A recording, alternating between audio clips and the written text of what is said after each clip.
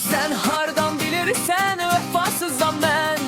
Bəlkə zaman məni belə göstərib, bəlkə də mən deyilər günahkar, bəlkə də sən məni belə görürsən.